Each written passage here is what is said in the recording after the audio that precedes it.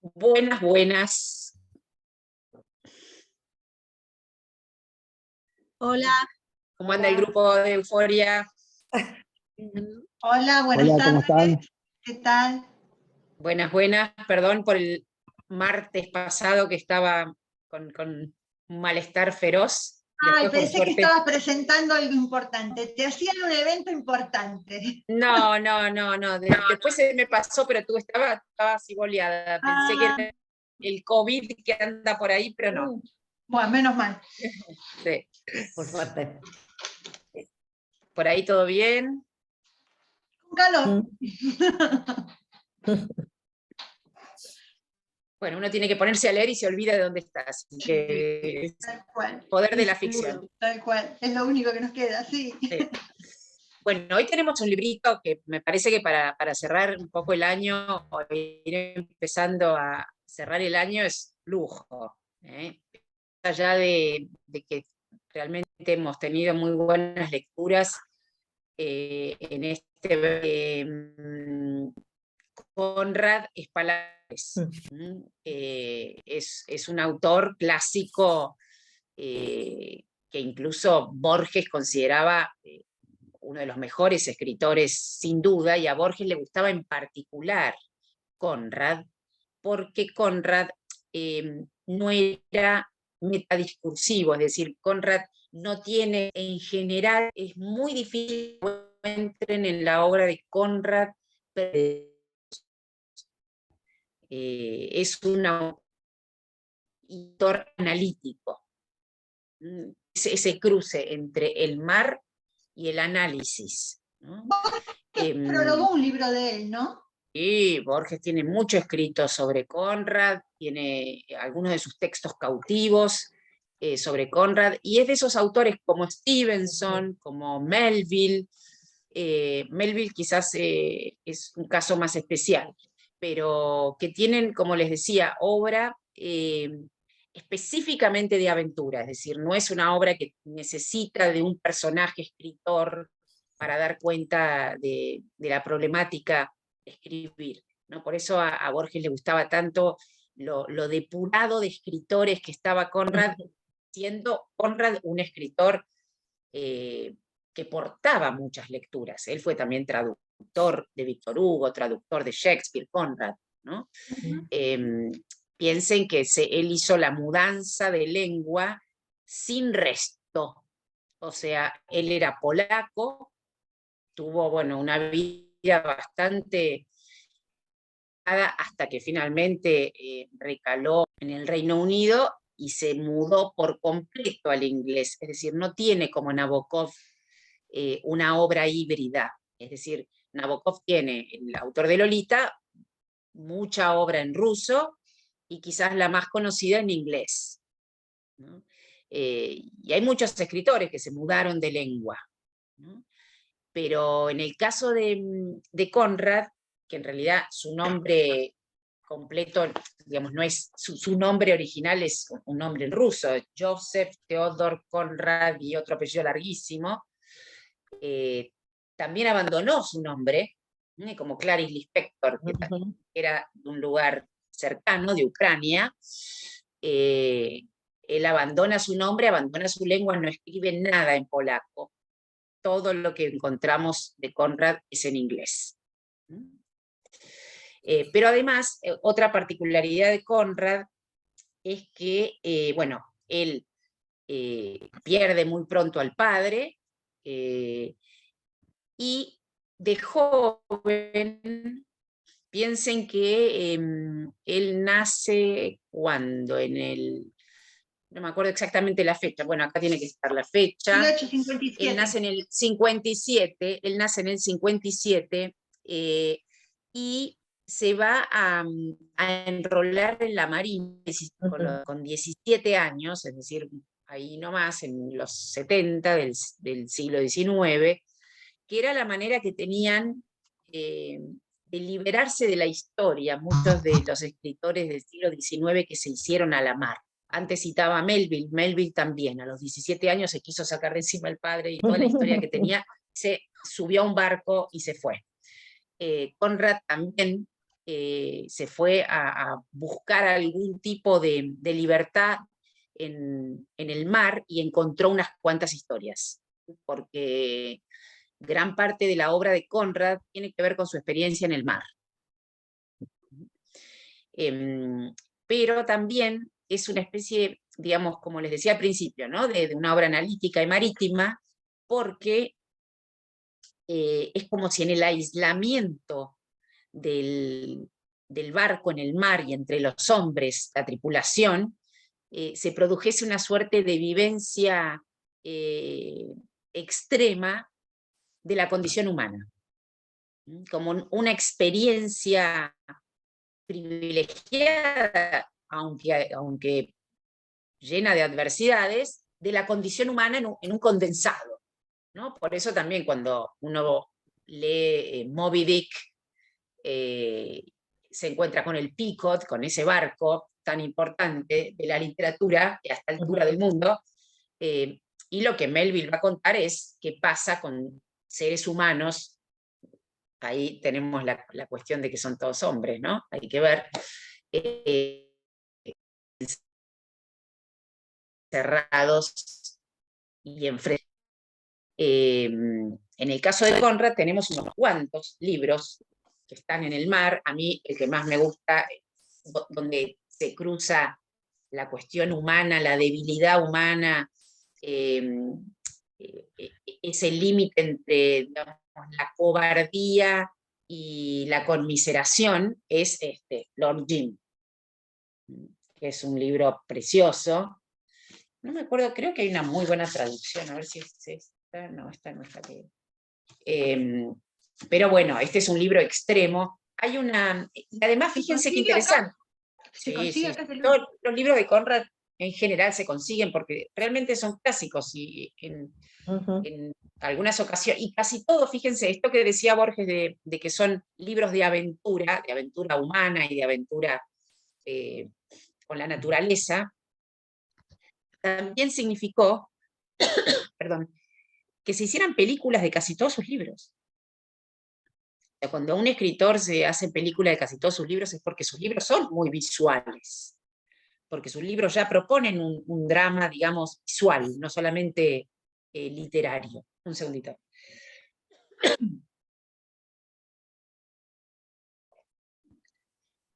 Yo la que recuerdo es Apocalipsis Now.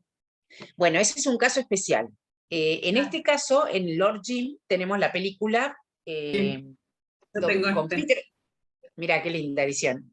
Buenísima. ¡Ay, qué Mira, linda! divino. Sí. ¿Quién lo tradujo ese? Ah, No, lo tenés está en inglés. Porque, claro, obvio. no, porque a mi papá le habían dado todos los libros de las películas que se hicieron en el año 63 de la Paramount, y entre esas está Lord Jim. Claro, porque es la que, creo que de Lord Jim hacía Peter O'Toole, si no me equivoco. No, la verdad que no me acuerdo. Estoy casi segura que era Peter O'Toole. Bueno, la que menciona... Sí, se llama Lord Jim. Sí, se llama Lord Jim. También se hizo una película, antes de entrar en Apocalipsis Now, se hizo una película excelente, de otro libro excelente de Conrad, que es este, lo van a encontrar con dos títulos, que es Los duelistas o el duelo. Los duelistas o el duelo, que se hizo otra película increíble con esta novela muy corta. Es una novela interesantísima, de nuevo, sobre la confrontación de dos, justamente, hombres que tienen que ver con la milicia a lo largo de un siglo, y lo que el relato va dando cuenta es de, digamos, que los duelos a veces esconden una necesidad y un amor de uno por el otro, que se resuelve a través de un duelo. O sea, las paradojas de los sentimientos están en toda la...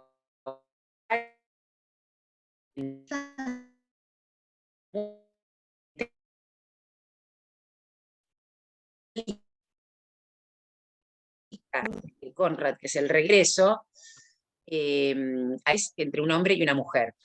Y en Los duelistas trabajaban dos autores que son así como muy importantes, no solo como como actores, sino también hermosos ellos. Creo que era Herbie Keitel y el otro era muy conocido también. Lo tengo en la cabeza, pero no me sale el No nombre. más para la memoria, Silvia, por favor. No, bueno, pero necesito algo para recordar el otro duelista. Yo me quería acordar hoy el río que estuve ahí en La Romana, en República Dominicana, donde se filmó Apocalipsis Now, y no me puedo acordar el nombre del río, que es muy conocido. Mira, no me acuerdo. Así Tengo que ir a para mirar que la veas que foto no en es papel tanto, que no le me puse acuerdo. el nombre, porque me acuerdo que nos dijeron, acá se filmó Apocalipsis de hoy a la mañana. Bueno, Apocalipsis Now es, digamos, es la película de Francis Ford Coppola, por supuesto, que está basada en una de las mejores novelas de Conrad, hay que decirlo, que es El corazón de las tinieblas. Hay distintas ediciones, recomiendo, yo justo acá tenía 2, pero recomiendo la que tradujo Sergio Pitol, que además viene con el prólogo de Vargas Llosa. Ya me lo anoto. Y la carita de Marlon Brando, que está en la película de Apocalipsis Now. Ahora, lo que hizo Coppola fue una transposición muy personal de un libro de Conrad, que en realidad está situado en tiempos de Leopoldo, el emperador de Bélgica, y toda la explotación terrible que hizo del Congo. Es un libro de crítica imperial fuerte, pero al mismo tiempo, de nuevo, nunca abandona Conrad lo humano intrínseco, o sea, la problemática íntima, individual, más allá del contexto social y la crítica que él pueda realizar, como lo hace en El corazón de las tinieblas. Es impresionante cómo retrata la explotación. Hay momentos, porque nada, con esto de que leí El regreso, regresé a unos cuantos libros de Conrad, porque no, de nuevo no podía creer lo bien que escribe este escritor. Y hay una descripción en El corazón de las tinieblas, cuando él va viajando hacia el Congo, de todos los negros que matan, digamos, los imperialistas en provecho de construcciones de barcos y de cuestiones que tienen que ver justamente con la invasión de esas tierras, que me hacían pensar, vieron que ahora se dice que murieron miles y miles en la construcción de los estadios en Qatar. Sí, por eso estoy enojada con el Mundial yo este año. Por eso, o sea, parece que hay más de 10.000 muertos en la construcción de los estadios. Sí, una locura total. Porque trabajaban con 50 grados. Exactamente, ¿no? Sin seguros, sin nada. Bueno, la cuestión Es es que impresionante. A mí me impresionó cuando escuché eso. Cuando vas a San Petersburgo dicen que es una ciudad que los cimientos son los cadáveres de... Mira, Claro, porque Pedro el Grande la mandó a construir, eran todos esclavos, siervos, porque estaban en Rusia, a los que no les importaba nada y se morían como moscas y a nadie les importaba. Bueno, como las pirámides. Como las pirámides, me sacaste la palabra de la boca. Y eso es impresionante que hoy lo tengamos que releer en el diario de algo que pasó. Pero una cosa es la esclavitud, otra cosa es las pirámides, y ahora el siglo XXI. Por eso, es impresionante, es el atraso del atraso. Pero son todos inmigrantes, creo, los que trabajan. Y por eso, como siempre. Claro, en realidad es todo dinero. Un desprecio por el ser humano, pero terrible. Bueno, eso es lo que está... A lo que hacen con las mujeres, no vi un partido, no vi ningún partido. Mira. Bueno, justamente Conrad, a mí me impresiona como en El regreso, tratándose de una relación de pareja, sin embargo, está tan presente, digamos, algo que Conrad lo trabaja entre hombres, entre militares, entre personajes en la selva, digamos. Él siempre está buscando la cuestión del trato del humano por el humano, o del maltrato del humano por el humano. Por ejemplo, miren qué interesante este momento en El corazón de las tinieblas, antes de ingresar en nuestra preciosa novela. Dice: eran conquistadores, y para eso lo único que se requiere es fuerza bruta, nada de lo que pueda uno jactarse cuando se la posee, ya que la fuerza no es más que un azar que se produce por la debilidad de los otros. Ningún mérito. La fuerza no es más que el azar que se produce por la debilidad de los otros. Además tiene una manera de narrar, en este caso, en El regreso, vayamos directo al regreso porque si no es tan rica esta novela breve que dejo el resto. Sí les leo lo que está en la tumba de Conrad, que es muy hermoso, la lápida, ¿no? Lo que está en la lápida. Dice, en realidad lo que está en la lápida es un verso de Edmund Spenser, no sé si lo ubican a Spenser. Spenser fue uno de los grandes poetas ingleses, estamos hablando del siglo XVI. Él estuvo, fines del 1500 se publica la obra más importante de Spenser, que yo supongo que de ahí saco este verso, que se llama La Reina Hada, se tradujo La Reina Hada. The Fairy Queen, que se la homologa a la obra de Virgilio, de Ovidio, a la Divina Comedia. Es un texto importantísimo en prosa poética. Y de ahí hay un verso que está en la tumba de Conrad, que dice, el sueño... Uy, si se silencian mejor porque están sonando algunos ruiditos. Ahí está, buenísimo. Marina, vos tenés abierto el micrófono, pero tu casa es silenciosa.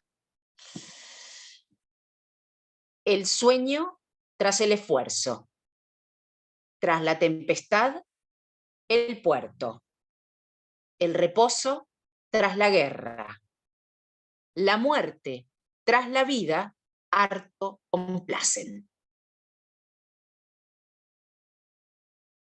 Así es como que uno, es casi como descansa en paz, ¿no? Sería, pero más poético que rest in peace. Sí. Lo leo rápido. Estoy leyendo Desierto Sonoro de Valeria Luiseni y nombra a Joseph Conrad, nombra a Spenser, y no sé si no nombra esos versos, estoy todavía ahí empezando. Lo leo rapidito ahora. El sueño tras el esfuerzo, tras la tempestad, el puerto, el reposo tras la guerra, la muerte, harto complace.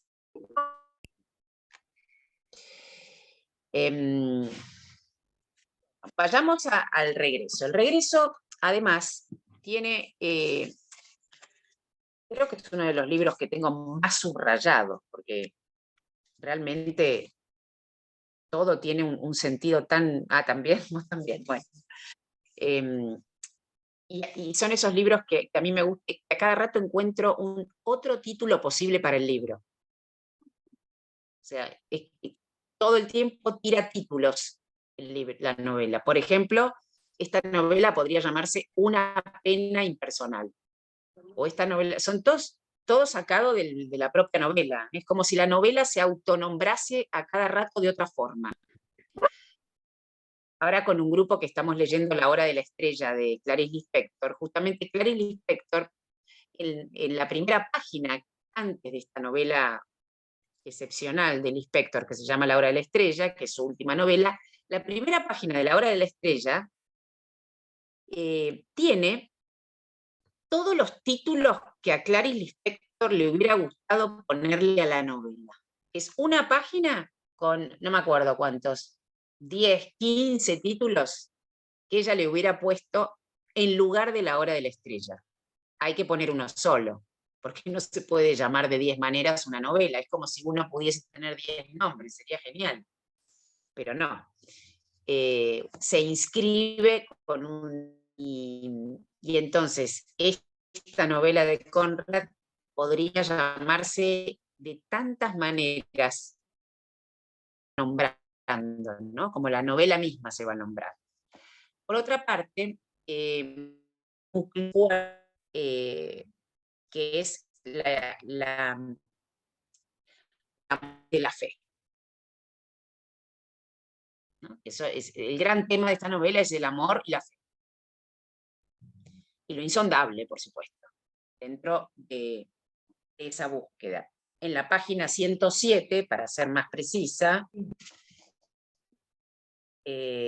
cuando, a ver si, sí, abajo en la página 107, para empezar por uno de los tantísimos subrayados, dice, a ver, Patricia, si podés silenciarte. Yo no puedo hacerlo porque no soy host. Ahí está, genial.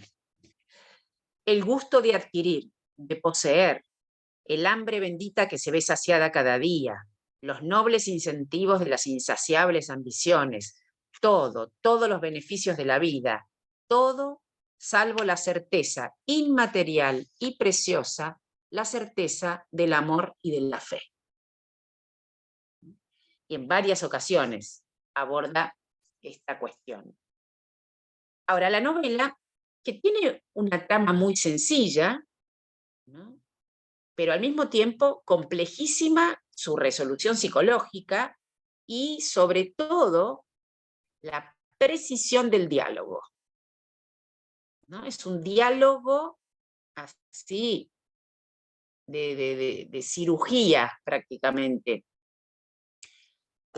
porque la novela comienza, evidentemente, uno ya sabe en las primeras páginas que ese bienestar burgués es bastante frágil, aunque se manifieste con todos los poderes, justamente el poder adquisitivo, más que nada, adquisitivo en un sentido amplio, cómo se adquiere una mujer, no solamente cómo se adquiere bienes de consumo, ¿no? La manera en que él se precipita sobre ella, ¿no? Y entonces... Silvia, yo tengo una pregunta. Yo no entiendo por qué decís que es una novela sobre el amor, porque a mí me pareció que era sobre el desamor. No, pero es una novela sobre el amor en el sentido, no es que es una novela de amor. No es una novela de amor, como uno dice, una novelita rosa. No, todo lo contrario. No es Nada novela de rosa. romántica. No, pero pero... el tema, digamos, que a los dos, digamos, de algún modo los separa, pero los separa en el momento en que dialogan, es, como lo dice en varias ocasiones, la imposibilidad de definir, o sea, todo lo demás se puede conseguir, comprar, incluso con tener el semblante de un hogar, digamos, es lo que no se alcanza. No se puede alcanzar, es lo que se va a manifestar como única Claro, por verdad. eso es que él lo llama el don. Claro, ahí exactamente. Por eso mismo, y es fantástico porque cuando aparece la idea de don, hay un deslizamiento porque a él se le revela algo terrible. A él se le revela la falta. Claro, que ella no lo posee. Primero cree que ella tiene el Cree don. que sí. Y después se da cuenta que ese don no lo tiene nadie, ¿no? Pero lo que pasa es que él descubre la existencia de aquello que nadie posee, ¿no? Entonces es como el revés, es como descubrir el revés de la trama, ¿no? Y están muy bien los dos personajes, porque vieron que, y Conrad es muy, en toda su obra, consigue andar por una frontera, digamos, donde lo moral no castiga a uno o al otro. Vieron que no toma partido acá, pero es una línea muy fina, porque podemos en algún momento pensar que él se va a convertir en el típico adúltero, víctima de adulterio, y que va a ser un trámite de culpas, y en absoluto se trata de eso, sino de ir encontrando aquello imposible de hallar, ¿no? Como una especie de confrontación humana que se hace aparentemente a partir de un desengaño. Porque justamente la novela, desde el principio, tenemos esta presentación de la vida de pareja tan idílica, tan perfecta, ella divina, él un hombre estable económicamente y también con ciertos apetitos, ¿no? de intelectual o de codearse de ciertos intelectuales, y de golpe viene lo disruptivo, ¿no? Está muy bien armada la trama para que aparezca esa carta de ella diciendo que se va. Pero lo genial justamente es el regreso. Ese regreso de alguien que no termina de abandonar al otro, o sea, esa vuelta atrás al llegar al punto límite. Esa es la gracia, la vuelta atrás al llegar al punto límite. ¿Qué pasa entonces? Quedan los dos en el límite. Quedan los dos en un borde. Y ahí, desde la página 51 en adelante, es un diálogo tan sensato. No sé qué les pareció a ustedes. Por parte de los dos, ¿no? Como que cada una, vayamos a partir de la página 51, después ustedes pueden ir sumando.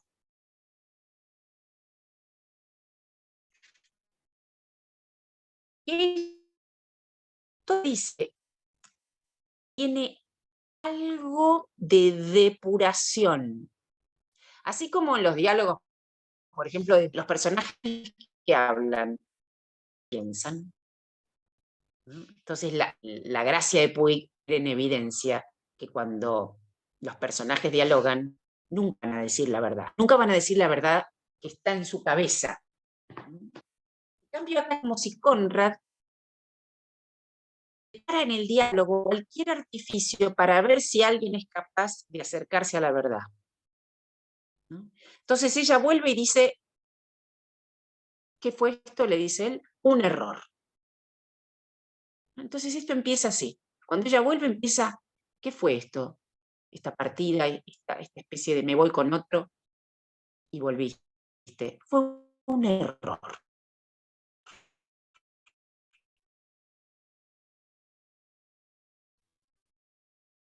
¿No? Y entonces, ¿de qué se trata? Ella dice, he tratado de ser fiel. Ella dice, he tratado yéndose. O sea, está todo visto desde otro lugar, completamente otro lugar que las novelas de adulterio del siglo XIX. Piensen que esta es una novela de fines del siglo XIX. Se la ha comparado mucho, aunque es más larga, pero también esta tiene una película preciosa con Isabelle Huppert del 2005. Se la ha comparado con Los muertos de Joyce. Con el cuento de Los muertos de Joyce, que es el último cuento de Dublineses, cuento del que también hay una película excepcional de Huston, de John Huston, con Angélica Huston, y que de algún modo es una revelación de una pareja ya asentada, la de Joyce, donde aparece una verdad. Aparece la verdad de la imposibilidad del amor. Y entonces ella dice, he tratado de ser fiel a mí misma, la frase preciosa, y honesta contigo. He tratado de ser fiel a mí misma y honesta contigo, le dice ella a él, dejándole la carta donde le decía que se iba con otro. Y después otra cosa que dice ella, lo he permitido. Decime en qué página estás, Silvia. Porque... Ahora estoy en la 56. Arriba dice, lo he permitido. Y entonces, ahí empieza el juego de qué hace uno para que el otro haga algo. Y él le pregunta, ¿qué he hecho? Y ella le dice, nada. Y entonces la siguiente pregunta, es tan, por eso es tan analítica, en particular El regreso es una de las novelas más analíticas desde lo nuclear de un vínculo. Cuando ella dice nada, él sigue, avanza y dice, ¿qué esperabas de mí? O sea, si yo no hice nada, ¿qué esperabas de mí? ¿No? Por eso él también es muy sensato todo lo que él va diciendo. Como ella supuestamente se iba con este redactor, ¿no? Que evidentemente con la palabra tenía otro lazo, como si ella hubiera necesitado un hombre más afable desde el punto de vista de la conquista de la lengua. Él le dice, en la página 58, arriba, ¿hubieras querido que escribiera versos absurdos, que me pasara horas mirándote y hablándote de tu alma? Y entonces,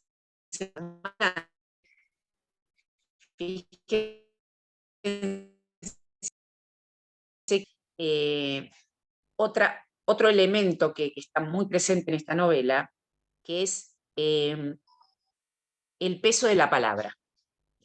Cómo la palabra acomoda o desacomoda a las personas. Según no solo lo que uno escucha, eso también está muy bien puesto, no solo por lo que le dicen a uno o por lo que uno escucha, sino por lo que uno se escucha decirle a otro. Como si uno también pudiera alcanzar alguna verdad. Eso que en la 59, él le viene diciendo cosas a ella, ¿no? Le dice, me parece indigno sospechar de ti. Perdón, la página 58, cuando él le dice, para que vean el ejemplo de lo que yo acabo de decir. Él le dice, me parece indigno sospechar. Y la narración sigue. Esta frase tenía obviamente un poder mágico, ya que en cuanto fue pronunciada, él sintió un maravilloso bienestar. ¿Qué es ese maravilloso bienestar? No es el bienestar de decir algo con bronca. O sea, no es, el maravilloso bienestar no es el de vengarse, es el bienestar de lo justo. Es el bienestar de la palabra justa, como diría Flaubert. Tal es así que en la página 59 remata de esta manera. Se escuchaba hablar a sí mismo henchido de emoción solemne.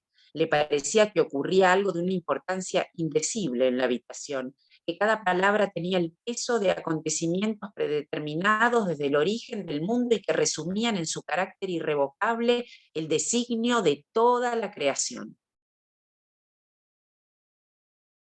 Como si en una palabra bien dicha se jugara la humanidad entera.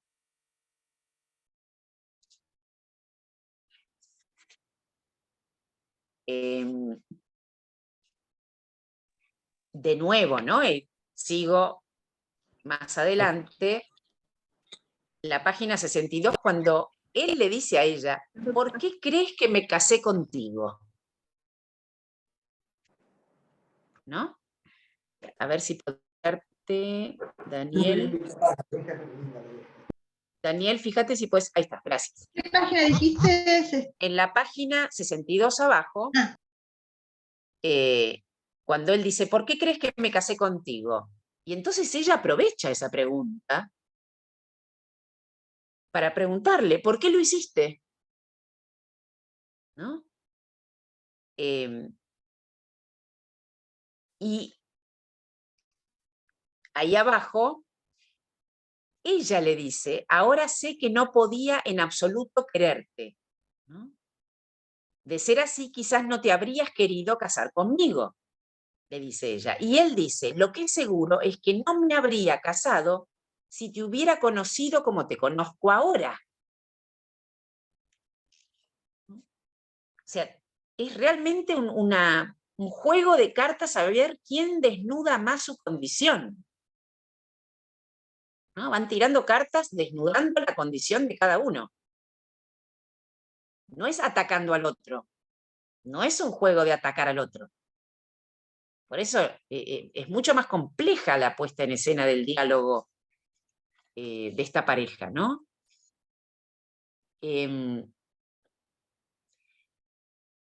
Después aquí también.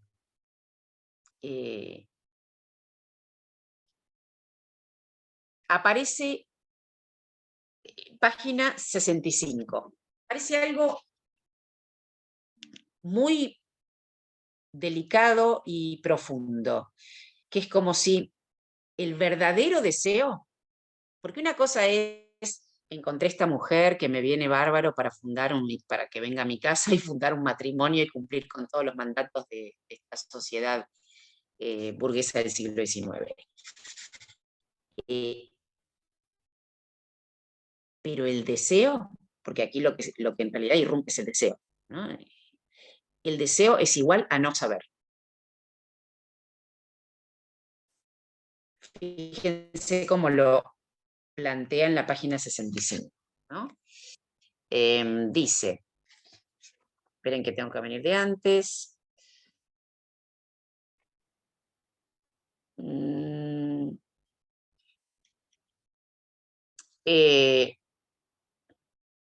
Es como si tuviera una visión repentina del mundo, ¿no? La armonía, la visión repentina del mundo tiene que ver con la armonía y el egocentrismo, ¿no? Entonces dice, página 65 arriba, segunda línea, pensaba que nada podía ir mal en un mundo con semejante encanto, pureza y distinción. Estaba orgulloso de ello. ¿No era él acaso uno de los artesanos, uno de sus poseedores, uno de sus guardianes, uno de sus cantores de este mundo idílico, ¿no?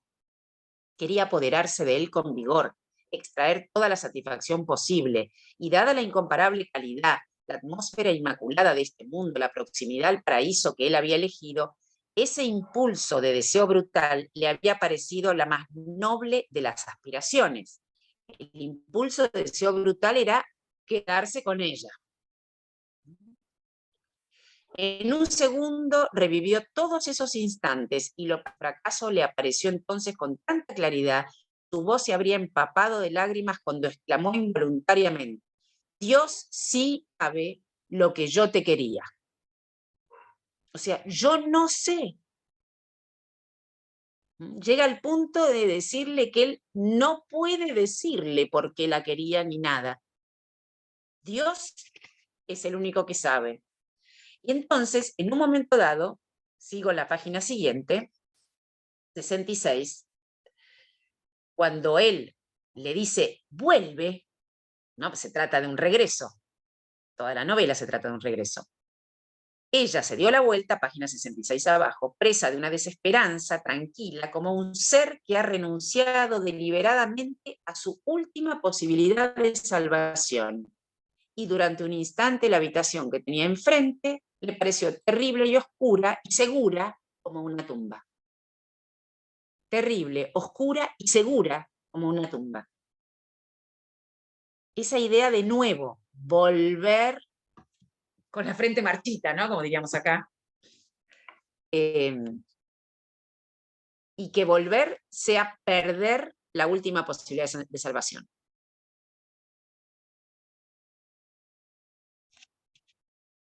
Y fíjense que en esa misma página abajo, él le dice, la carta es lo peor que has hecho, la carta que le deja diciéndole que se va con otro al principio de la novela, digo por si alguno no la ha terminado de leer, contextualizo, él le dice, ¿la carta es lo peor que has hecho? Quiero una respuesta clara, le dice él. Y ella responde, pues no, lo peor ha sido volver.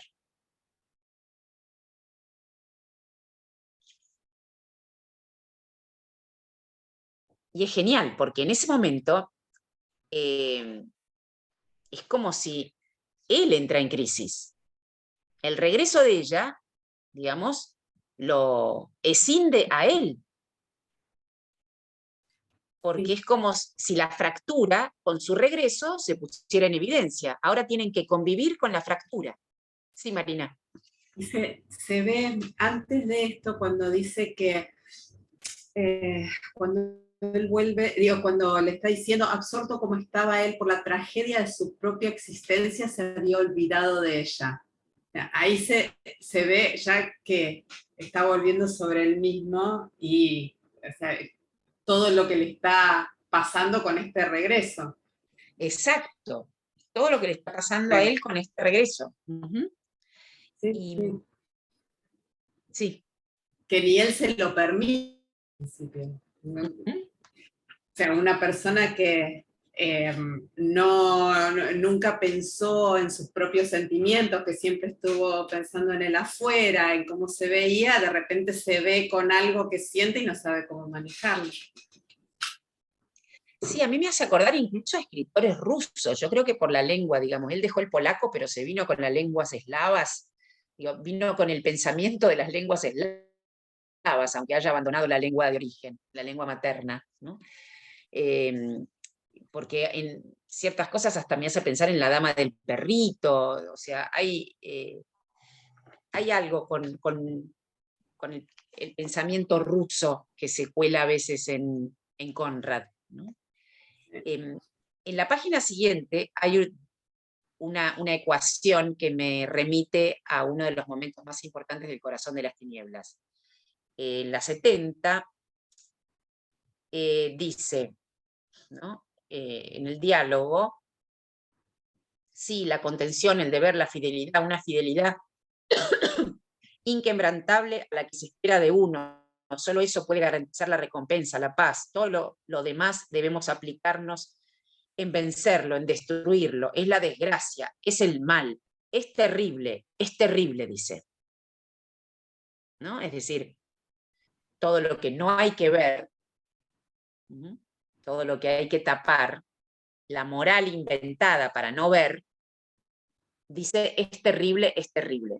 Y en el final del Corazón de las Tinieblas, el personaje, no diría protagónico, pero es el personaje principal, aunque no es el protagónico es Marlowe, que está contando esta historia en el Congo.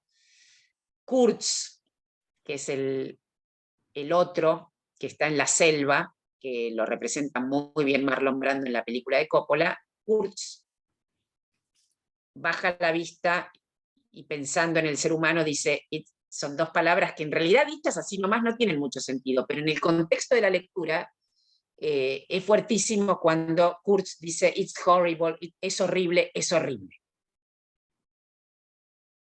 ¿No? Esas dos palabras. Me acordé el nombre del río, el río Chabón. El río Chabón, en Altos del Chabón. Buenísimo. En buenísimo. La Romana, ahí se filmó la película. Yo no sabía que se filmó ahí, mira vos. Qué bueno. Pero esas dos palabritas últimas en ese personaje, que de algún modo es la vara de cómo los seres humanos se tratan unos a otros, y cuando dice es horrible, que son las últimas palabras, no les estoy spoileando el final, pero son las últimas palabras que dice antes de morir.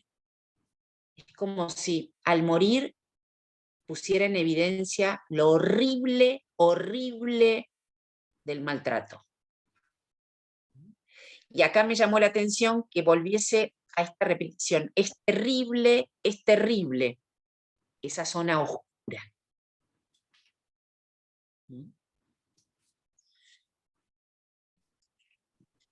Sigo un poquito más. Cuando en la página 76, justamente, como decía Marina, creo, a él se le desata lo que tenía atado. A él se le desata lo que tenía atado. A ella se le desató primero, porque ella se fue. El problema es que ella volvió. Si ella se hubiera ido, ¿no? Fíjense qué interesante. Si ella se va, él es un abandonado, seguir representando un papel. Ahora, ¿qué pasa si vuelve? Creando toda esta crisis. Claro, sigue representando un papel.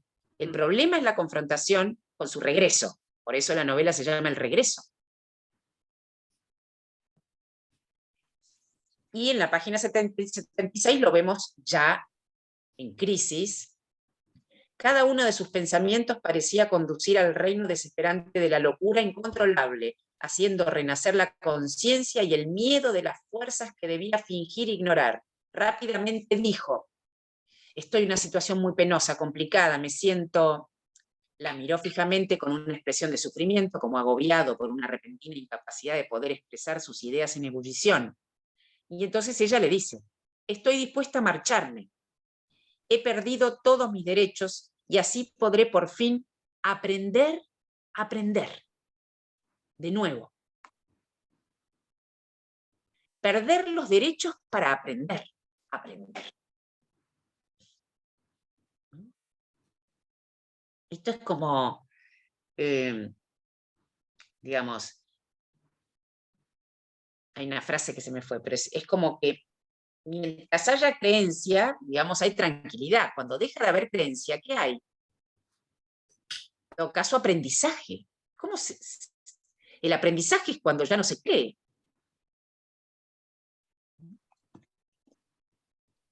Sigo un poquito más. Después hay frases que son increíblemente poéticas, ¿no? Esta idea de, ¿vieron un concepto que lo hemos manejado, creo, en otras oportunidades, que es el concepto de Freud de lo siniestro? Cuando yo refería el cuento de Hoffman, El hombre de arena, que es el cuento que analiza Freud para ubicar lo siniestro, y que de algún modo Freud habla de lo extraño en lo familiar. ¿No? El concepto es lo extraño en lo familiar. ¿Por qué? Nos puede espantar lo extraño cuando es desconocido, ¿no? De golpe estamos en, no sé, en un lugar que no conocemos y el miedo se produce por desconocimiento. Pero ¿qué pasa cuando nos espanta lo familiar? Y aquí él está haciendo, digamos, se produce este efecto de siniestro, de desconocimiento ante lo familiar. Lo familiar, que es la mujer con la que vive hace 5 años. Y frases poéticas como, por ejemplo, la de la página 87, estudió los rasgos de su mujer como si observa un país olvidado. ¿No? La desconoce. Un poquito más.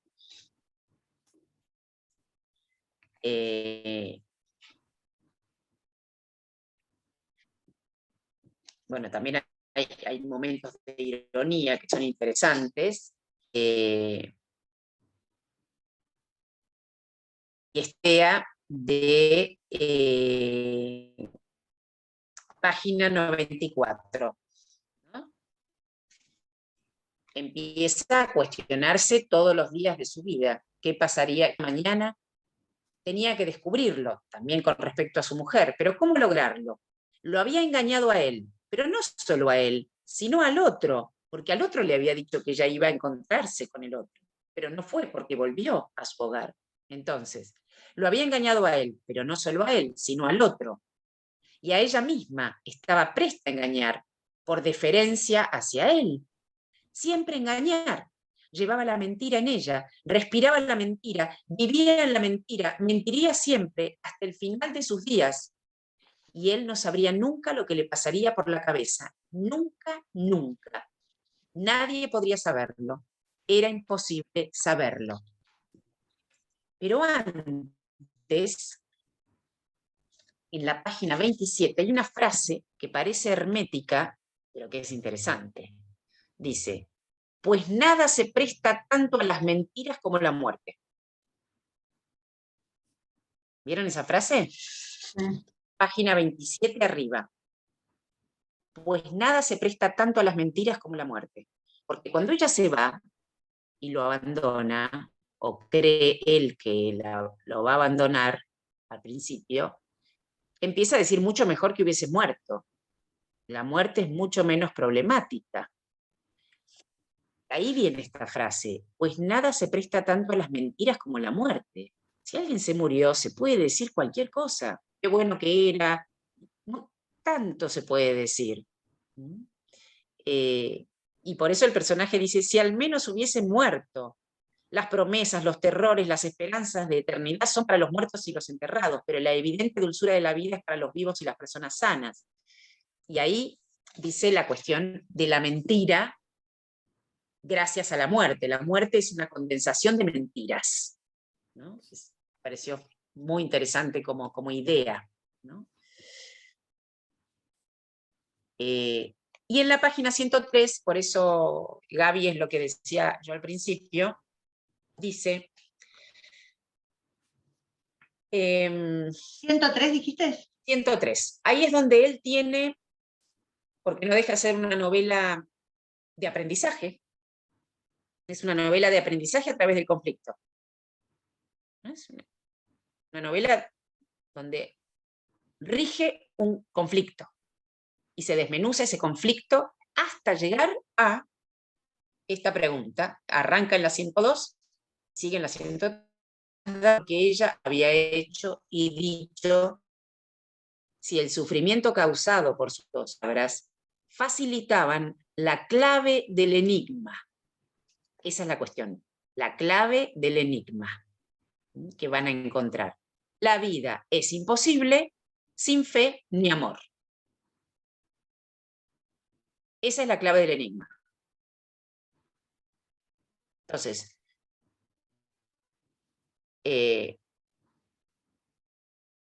no tiene sentido. La felicidad, lo dice más adelante. Miren cómo los llama. Los absurdos accidentes de la vida. ¿Cuáles son los absurdos accidentes de la vida? La felicidad de adquirir, la delicia de poseer. Eso ya no tiene más sentido a esta altura de la novela. Cae. Esto es como cuando una estantería se cae. Cae toda la bibliografía de la burguesía, de cómo ser un buen burgués. Se les cayó toda la bibliografía de cómo ser un buen burgués. Y aparece algo interesantísimo, la fe, el amor, la fe clara y firme en la verdad de un alma, la inmensa ternura profunda como el océano, serena y eterna como la paz infinita del espacio por encima de las breves temporadas de la tierra. Todo eso se le aparece. Sí, y más abajo, fíjate que dice, era el dolor de perder a su mujer lo que le había dado ese saber.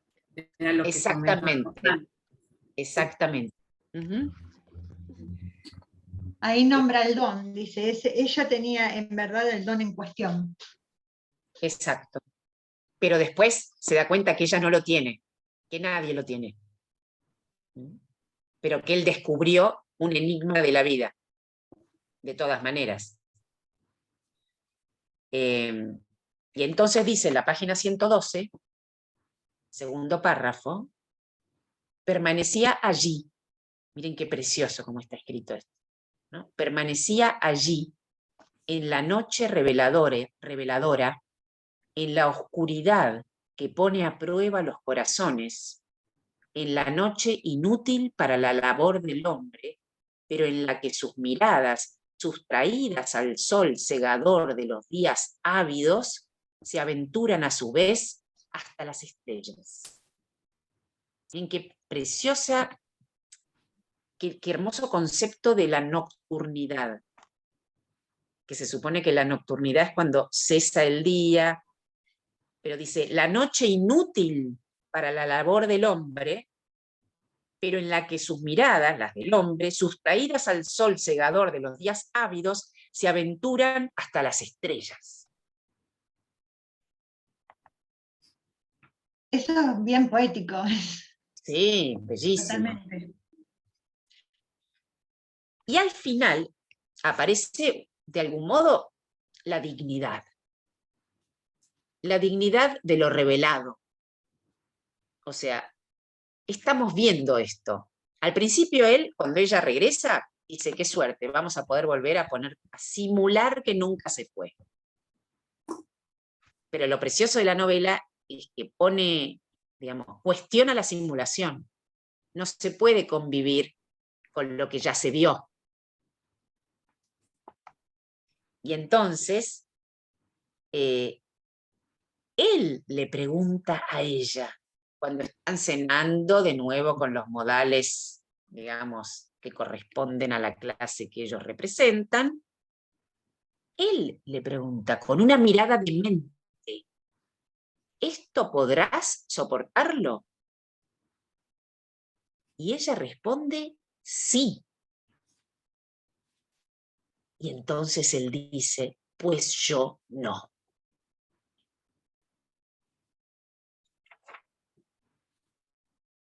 Y ahí ya no hay regreso posible.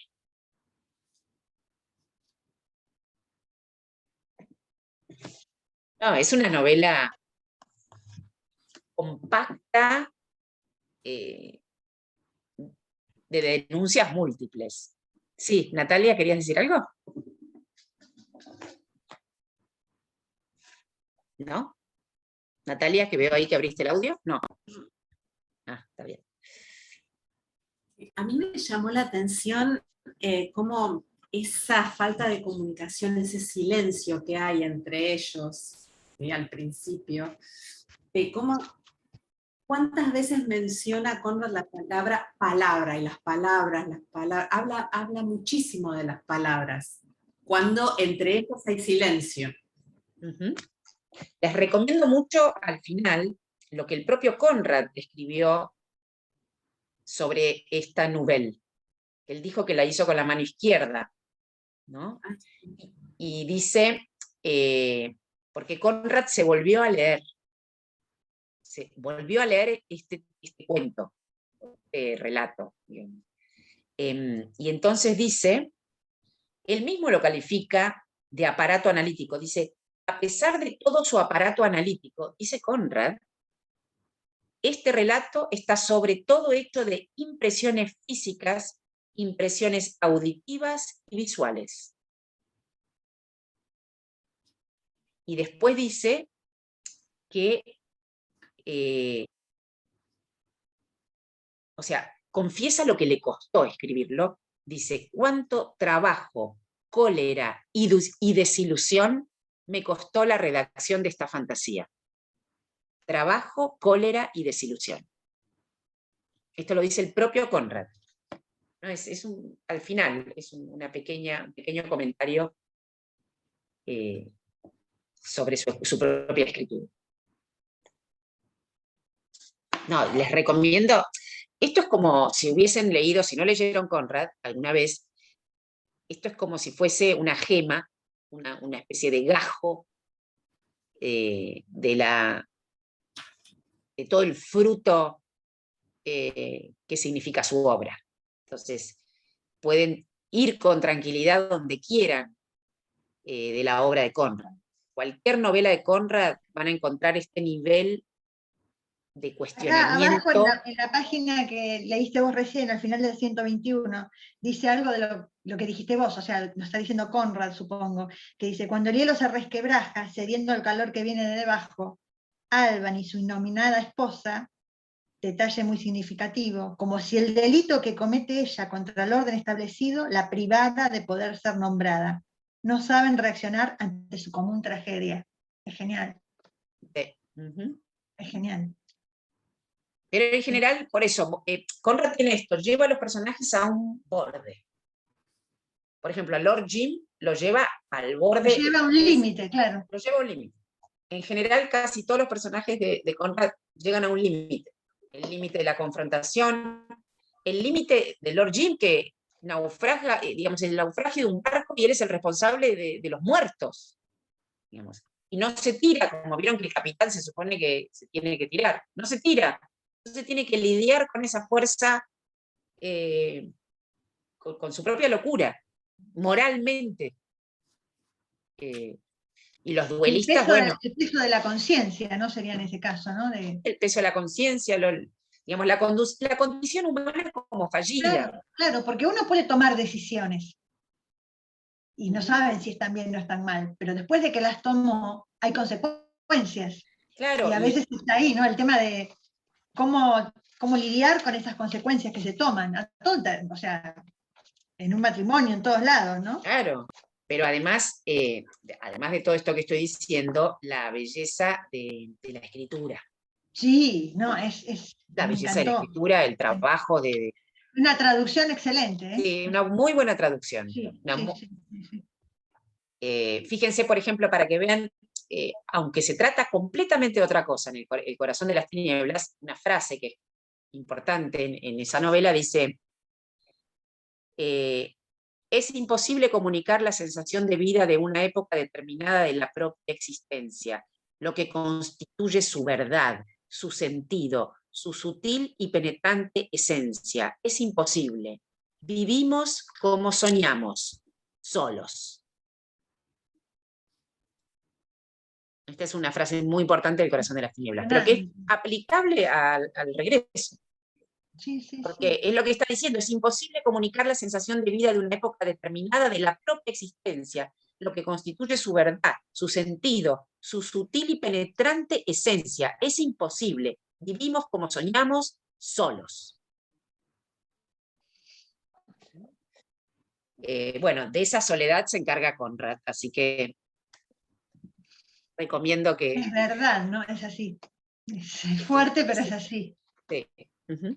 Pero bueno, Conrad le da letra, por lo tanto la soledad ya no estamos tan solos con Conrad. No. Sí. Sí, no, la verdad que... No, hasta yo lo leí eso del final y me encantó. También lo tengo todo marcado. Bueno, veremos A qué mí nos lo que depara me gustó entonces. es cómo... Sí.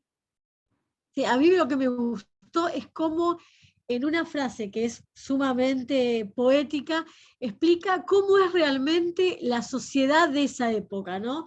En la página 17 que dice, cogidos de la mano se deslizaban por la superficie de la vida en una atmósfera pura y gélida, a la manera de dos hábiles patinadores que dibujaran figuras sobre el hielo para admiración de los espectadores, y que ignorasen con desdén la corriente subterránea, la corriente tumultuosa y oscura, la corriente de la vida profunda e inasequible a las heladas. Como por debajo va lo que realmente es la vida y lo que tiene que ver con lo que ve el resto es lo de ese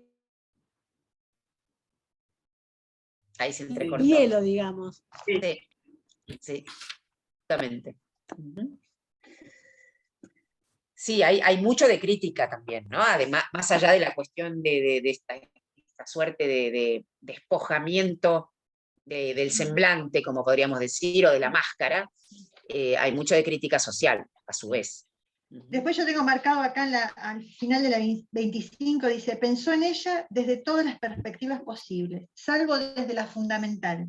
Pensó en la muchacha bien educada, en la esposa, en la persona culta, en la señora de su casa y en la dama de alcurnia, pero ni una sola vez pensó en ella simplemente como una mujer. Me pareció, pero un palazo, una cosa. Sí. Buenísimo. Sí. Bueno, ahí la tenemos a Brenda, que no nos va a decir que vamos a leer para el verano, no nos va a contar nada. La recibí hoy la cajita, la tengo que ir a buscar abajo a vigilancia. Ah, mirá, yo todavía no, así que... Yo todavía no. Yo sí, yo ya la recibí. Me avisaron antes de empezar la clase. ¿Vale que cuenten? ¿Vale contar o no? Y conta, total, ya la voy a abrir dentro de no se sabe. Sí. Ese es el autor, bueno, creo que todo el mundo lo sabía ya, que era Annie Ernaux, y el libro sobre la madre. Yo ya lo había leído, pero bueno, nunca está mal repasarlo. Buenísimo. ¿Qué libro es? Premio Sí, Nobel. Hay unas pistas en Instagram y muchos lo adivinaron, así que Sí. Sí, yo no lo adiviné, sí. Sí. Bueno, el libro genial. Pero Bueno, ahora me voy a vayamos. enterar. En un ratito me entero. La verdad que lo que más me entusiasmó es escucharte a vos, Silvia, hablar sobre este libro Sí. a fin de diciembre, porque yo el libro ya lo leí, el libro es tremendo y digo, bueno, vamos a ver la voz de los que saben. Sí, igual aquí es la voz de los que leen, así Bueno, que... no importa, pero viste, sí, eso me pareció que cuando lo vi dije, qué bueno que vamos a tener una hora con Silvia para que nos hable de este libro. Y yo espero Buenísimo. poder, porque me voy del 23 al 2 de enero, me voy a pasar las fiestas a la costa. Bueno, pero te puedes conectar Sí, quizás. si me puedo conectar de allá con el celu, sí. Para el último martes sería el último martes de De diciembre, diciembre. ¿no? Sí. Sí. ¿Qué día cae? No me acuerdo. A ver, ya te digo. 27. 27, mira. Ah, perfecto. Sí. Bárbaro. Yo también voy a estar desde Chile, así que ojalá que voy a tener wifi, pero ¿Desde Chile? desde Chile. ¡Ay, qué lindo! Qué Yo lindo. quería Bueno. agradecer porque fui invitada hoy por Euforia Lectora y la verdad que fue un placer, Silvia.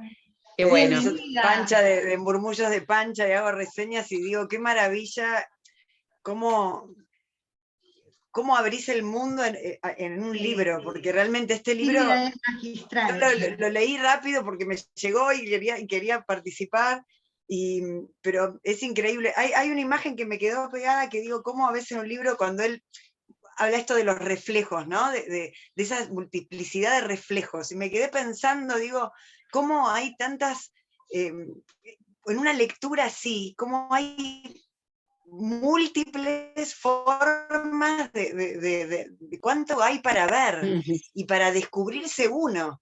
Este libro es increíble eso, ¿no? Es decir, como vos decís, lo remarqué. Así que gracias, Euforia Lectora, por haberme invitado. Fue un placer escucharte, Buenísimo. Silvia. Y nada, Yo gracias. te estoy Bueno. siguiendo, Pancha.